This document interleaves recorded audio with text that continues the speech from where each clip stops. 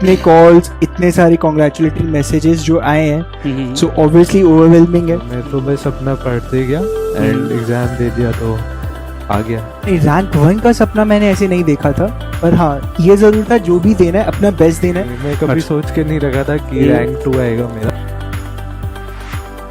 मेरा मानना ये है कि सबसे ज़्यादा इम्पोर्टेंट होता है कि आप अपना बेस्ट वर्जन बनो। एक प्रॉपर बैलेंस और एक proper schedule, that is the motto.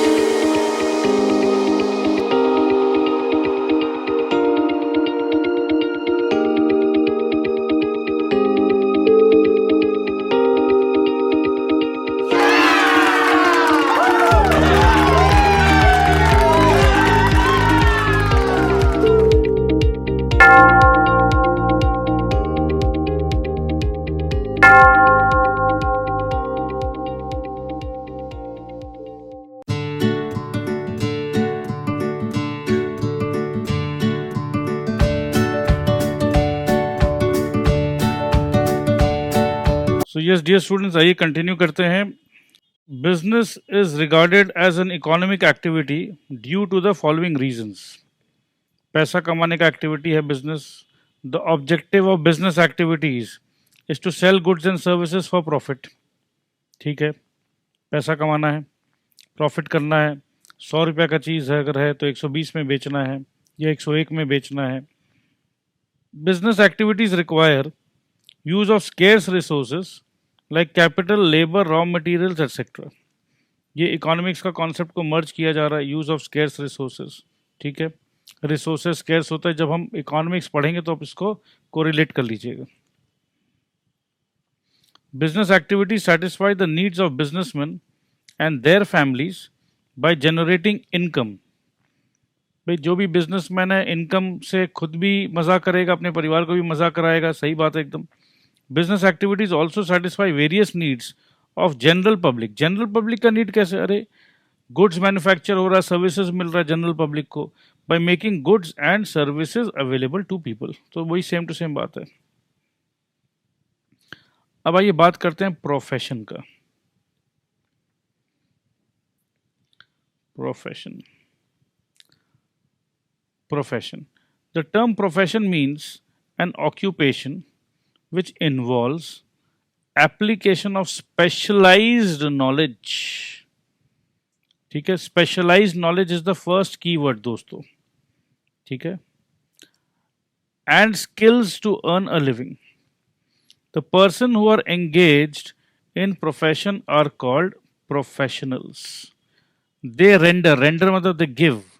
They render personal services of a specialized nature.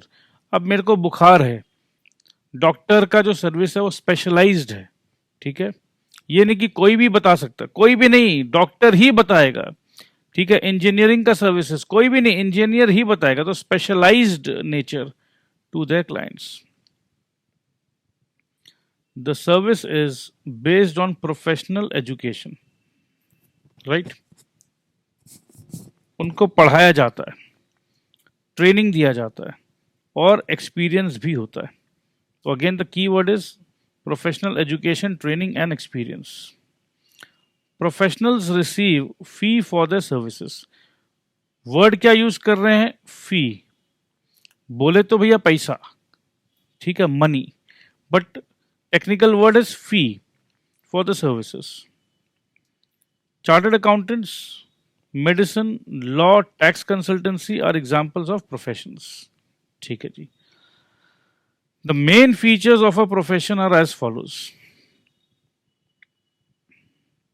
ये सबसे इंपॉर्टेंट है, स्पेशलाइज्ड बॉडी ऑफ नॉलेज। अब ये बॉडी ऑफ नॉलेज मतलब ह्यूमन बॉडी का बात नहीं हो रहा, ठीक है, specialised body of knowledge. Every profession has a specialised and systematised body of knowledge, मतलब एक सिस्टमैटिक नॉलेज है। Members of the profession are required to learn this knowledge. अब अगर मेडिकल डॉक्टर बनना है तो it is a systematic knowledge, आपको वो सीखना होता है और फॉर्मल ट्रेनिंग होता है इसका। A profession provides facilities for formal education and training to those who want to acquire professional qualification. क्या सब कोई डॉक्टर बन सकते हैं? नहीं जी। क्या सब कोई चार्टर्ड अकाउंटेंट बन सकते हैं? नहीं जी। रेस्ट्रिक्टेड एंट्री, कौन बन सकता है? जैसे उनका एग्जाम होता है, वो सब एग्जाम क्लियर करो, सारे रूल्स को फॉलो करो तभी। Entry to a profession is allowed only to those who have completed the prescribed education। अब आपको अगर सीए बनना है आगे चल के, तो सीए का फर्स्ट लेवल होता है सीए फाउंडेशन का एग्ज़ाम, फिर सीए इंटरमीडिएट का एग्ज़ाम, फिर सीए फाइनल का एग्ज़ाम, फिर और भी 2-3 छोटे छोटे प्रोसेस है वो फॉलो करने पड़ते हैं। ठीक है, तो ये सब कर लोगे आप। प्रिस्क्राइब्ड एजुकेशन, प्रिस्क्राइब्ड एजुकेशन मतलब हु प्रिस्क्राइब्स। अब सीए बनना है तो ICAI, सीएस बनना है तो ICSI, डॉक्टर बनना है तो MCI। ठीक है, ये सब हम लोग आगे पढ़ेंगे। प्रिस्क्राइब्ड एजुकेशन ये सब बताते हैं। ICAI is the institute of chartered accountants of India. ठीक है, जितने भी सीए बनते हैं इनके यहाँ पर मेंबरशिप लेना पड़ता है। ठीक है जी। So prescribed education and have passed the specified examinations। अपने बोलते हैं ना प्रोफेशनल एग्जामिनेशन का तैयारी कर रहा हूं मैं। ठीक है जी। अभी आप लोग क्लास 9 के स्टूडेंट हो, आगे चलकर क्योंकि आप लोग कॉमर्स के स्टूडेंट हो तो आगे चल के हो सकता है आप भी चाहो तो लॉयर बन सकते हो, चार्टर्ड अकाउंटेंट बन सकते हो, कंपनी सेक्रेटरी बन सकते हो, MBA करने जा सकते हो। चलिए आगे देखते हैं। Professional association, every profession has its own association. A professional association is a statutory body. Statutory body मतलब पता क्या होता है? ये लॉ, इंडिया का जो पार्लियामेंट है, एक्ट ऑफ पार्लियामेंट से बनता है। ठीक है, is a statutory body and it's membership is essential. The association regulates entry in the profession. ठीक है, ये तो अपने को पता है, हर कोई तो नहीं बन सकता है। Grants certificate of practice, formulates and एनफोर्सेस code of conduct. ठीक है, ये जो सर्टिफिकेट ऑफ प्रैक्टिस है, मैं कोशिश करके आपको मैं अपना सर्टिफिकेट ऑफ प्रैक्टिस दिखाऊंगा। ठीक है, I am a member of ICSI। ठीक है, ये कंपनी सेक्रेटरी प्रोफेशन जो है, मैं इसका मेंबर हूँ, तो मैं आपको दिखाऊंगा सर्टिफिकेट ऑफ प्रैक्टिस। ठीक है दोस्तों, सो ऐसे सर्टिफिकेट्स होते हैं, मैं आपको और दिखाने का कोशिश करूंगा बाद में। चलिए ठीक है, आगे बढ़ते हैं।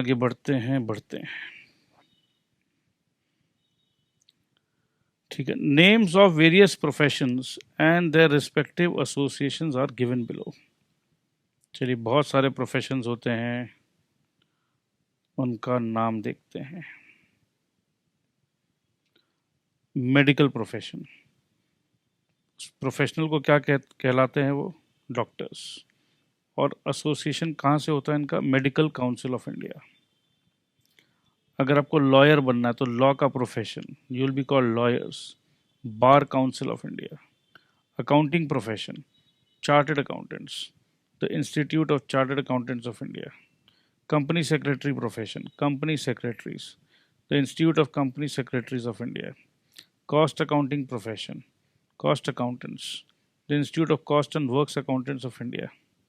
Engineering profession, engineers, the Institution of Engineers India. So मेरे ख्याल से अब आपको एकदम क्लियर हो गया है।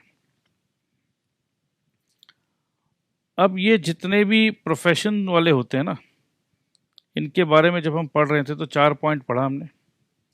4 पॉइंट में हमने क्या पढ़ा?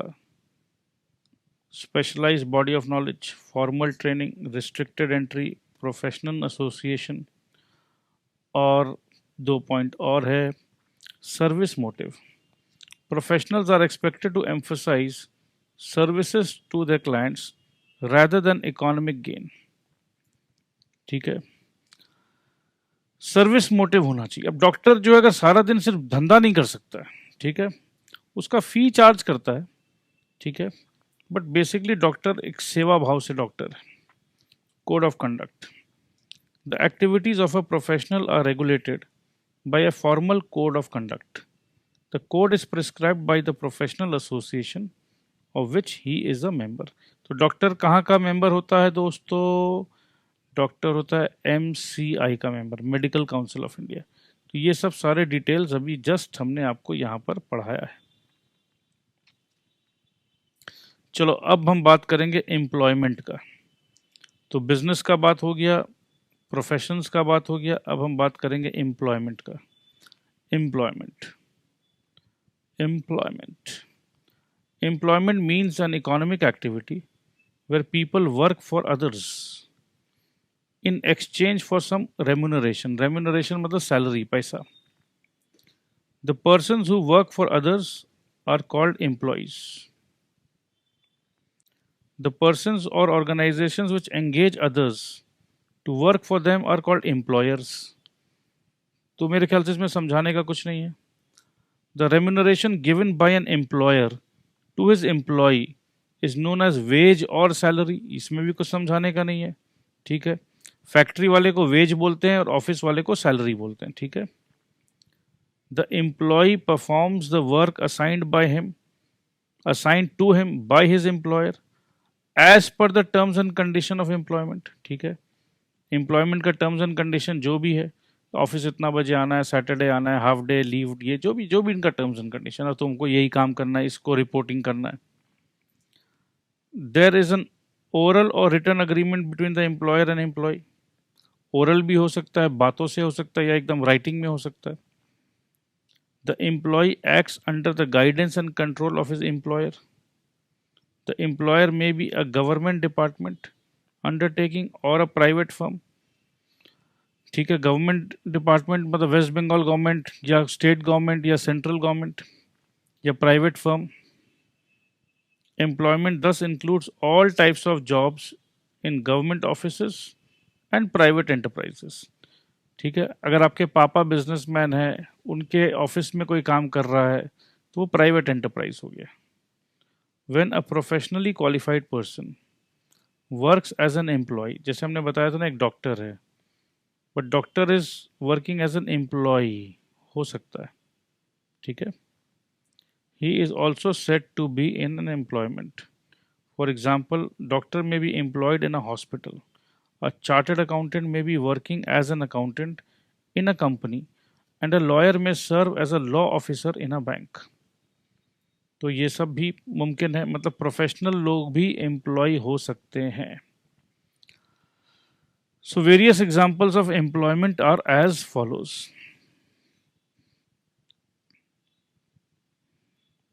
A teacher teaching in a school or college, an engineer employed in Municipal Corporation of India, an accountant working in the accounts department of a company, a person working as a plant manager of a factory, a nurse or doctor working in a hospital. अब important है distinction between business, profession and employment. मोरलेस तो आपको समझ में आ चुका है, ठीक है, बट यहाँ पर अपने पास लगभग 9 पॉइंट्स है, ठीक है, डिस्टिंक्शन के. ये 9 के 9 पॉइंट्स अपने पास यहाँ पर 11 पॉइंट्स है. डिस्टिंक्शन को अगर हम लोग यहाँ से स्किप कर दें दोस्तों, ठीक है, इसको हम स्किप कर रहे हैं और मैं इसको रीड कर ले रहा हूँ. यह एक काम करता हूँ, ये आप रीड कर लीजिएगा, मैं इसको रीडिंग कर देता हूँ.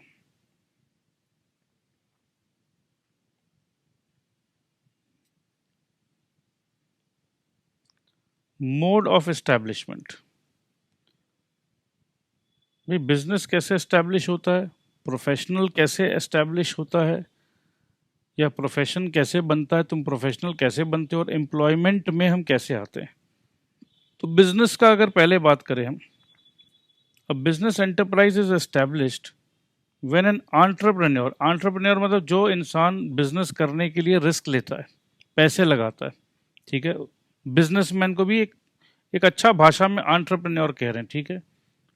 Takes a decision to carry on some business activity, कुछ भी बिजनेस करना है मेरे को. In a profession on the other hand, the membership और enrolment of a recognise professional association, जब तक मेरे को मेंबरशिप नहीं मिलता है उस इंस्टीट्यूट का, जैसे अगर मैं मेंबर हूँ ICSI का, तो मेंबरशिप फीस लेते हैं मेरे से, सालाना फीस लेते हैं, ठीक है. और मेरे को बोलते हैं कि भाई तुम अगर जैसे क्लब का मेंबरशिप लेते हैं तो क्लब का रूल्स फॉलो करना पड़ता है ना भैया, तो वैसे यहाँ मेंबरशिप लेने के लिए यहाँ का रूल्स फॉलो करना पड़ता है, और यहाँ के रूल्स को बोलते हैं कोड ऑफ कंडक्ट, और जो भी प्रिस्क्राइब्ड फीस वगैरह देना पड़ता है देते हैं, ठीक है.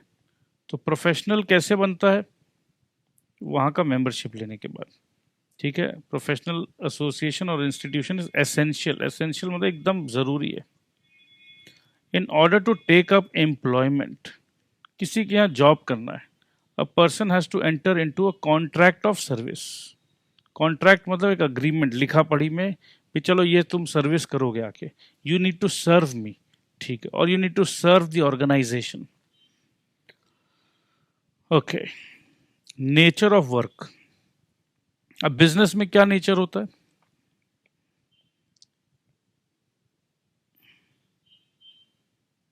बिजनेस में क्या होता है, production, sale and exchange of goods and services. Profession में प्रोवाइडिंग स्पेशलाइज सर्विस. एम्प्लॉयमेंट में तो भैया वही काम करो जो एम्प्लॉयर ने असाइन कर रखा है. अच्छा, बिजनेस का में मेन ऑब्जेक्टिव होता है प्रॉफिट कमाना. प्रोफेशन में होता है to render service for economic gains, और एम्प्लॉयमेंट में टू अर्न वेजेस और सैलरी. मिनिमम क्वालिफिकेशंस क्या चाहिए होता है, बिजनेसमैन बिना क्वालिफिकेशन के भी धंधा कर सकता है, बट प्रोफेशन में तो मिनिमम एजुकेशनल क्वालिफिकेशन चाहिए, और एम्प्लॉयमेंट में qualification required depending upon the job. अब जैसा जॉब वैसा क्वालिफिकेशन, या जैसा क्वालिफिकेशन वैसा जॉब. स्टेटस क्या है, a businessman work for himself and is his own master, खुद का boss. A professional works according to the guidelines prescribed. An employee works for his employer and has to follow the instruction of his master. Reward या return क्या मिलता है, profit मिलता है इसको, यहाँ पर फी मिलता है, और यहाँ वेज एंड सैलरी मिलता है, जो रेगुलर भी हो सकता है, फिक्स्ड भी हो सकता है. रिस्क क्या है, हाई रिस्क है. बिजनेसमैन हाई रिस्क या नेग्लिजिबल रिस्क है, यहाँ तो कोई रिस्क है ही नहीं. अपने को तो आना है, ऑफिस खुला हुआ है, बस बैठना, काम करना है. कई बार तो ऐसा भी तो काम नहीं भी करते तो अटेंडेंस लग गया तो पैसा मिल जाता है. इन्वेस्टमेंट ऑफ कैपिटल, बिजनेस में अच्छा खासा पैसा चाहिए होता है, ठीक है. कैसा बिजनेस करना है, किस साइज़ का बिजनेस करना है. यहाँ लिमिटेड कैपिटल, सिर्फ एक ऑफिस बनाने के लिए जितना पैसा चाहिए, no capital is required. Advertising का बात करें तो advertising is usually necessary. Advertisement is prohibited by professional body. ये जितने भी डॉक्टर्स, अब डॉक्टर्स इतना एडवर्टाइजमेंट नहीं लगा सकते, ठीक है, आओ मेरे पास आओ, मेरे पास आओ, नहीं नहीं नहीं नहीं, no advertisement is necessary at all. अब एम्प्लॉयमेंट में आप क्या एडवर्टाइजमेंट करेंगे. मेजरमेंट ऑफ एफिशिएंसी, जितना ज़्यादा प्रॉफिट उतना ज़्यादा बिजनेस अच्छा. क्वालिटी ऑफ सर्विस इंपॉर्टेंट है, क्लाइंट्स खुश है. Productivity and quality of work performed. भाई अगर कोई एम्प्लॉई है, अगर वो अच्छा काम कर रहा है, प्रोडक्टिविटी कर रहा है तो अच्छा है, नहीं कर रहा तो भाई बहुत खराब है। रेगुलेशन, बिजनेस को गवर्नमेंट के रूल्स रेगुलेशन फॉलो करने पड़ते हैं, इनको प्रोफेशनल्स के रूल्स फॉलो करने पड़ते हैं। Govern by the regulation and guidelines of the profession, govern by the terms and condition of the employment. Transfer of ownership, ownership of business can be transferred. अब एक बात बताओ, मैं डॉक्टर हूँ, अब मैं चाहता हूँ कि भैया मेरा भाई डॉक्टर बन जाए। ए भाई एक काम कर, तू मेरा भाई है ना, ये ले, तो आज से ना तू डॉक्टर। क्या होता है? ऐसा नहीं हो सकता, and transfer is not possible. ठीक है, ये बस एक लास्ट पैराग्राफ पढ़ देते हैं। In spite of the above differences, ये बहुत इंपॉर्टेंट, ठीक है। There is a closed inter relation between business, profession and service. A large business enterprise employs a large number of persons in order to achieve its objectives. It also requires the services of professional experts such as chartered accountants, lawyers, architects, cost accountants, etc. Modern business has become very complex. Trained and experienced managers and other experts are required for efficient business operations. Professionals and other employees provide the necessary manpower of efficient running of business concerns. Thus, business, profession and employment are complementary to one another. एक दूसरे का सहारा है, एक दूसरे का दरकार है। ठीक है, ये सब मेरे ख्याल से क्वेश्चन बैंक वगैरह आप लोग सेल्फ रीड करोगे। ठीक है, प्लीज़ कर लेना, कोई इसमें हाथी घोड़ा नहीं है। समरी आप लोग पढ़ लोगे, ये हमने पढ़ दिया आपके लिए। एक्सरसाइजेज ये आपका है होमवर्क। ठीक है, होमवर्क करके आप मेल कर सकते हैं BACA classes@gmail.com, या आपका LMS में आप अपलोड कर सकते हो। ठीक है जी, चलिए तो ये चैप्टर ख़त्म करते हैं। नेक्स्ट आज का क्लास लगभग 20 मिनट में ही ख़त्म हो जा रहा है, कोई दिक्कत नहीं है। हम लोग कोशिश वही कर रहे हैं, 30 मिनट्स तक का ही आपको पढ़ाना है, ज़्यादा नहीं पढ़ाना है, हल्का हल्का मैक्सिमम 30 मिनट तक पढ़ना है। और उसी हिसाब से आप आराम से डेली एक लेक्चर पढ़िए और 25 से 30 मिनट पढ़िए, कोई दिक्कत नहीं है। So love you all, take care, thank you very much.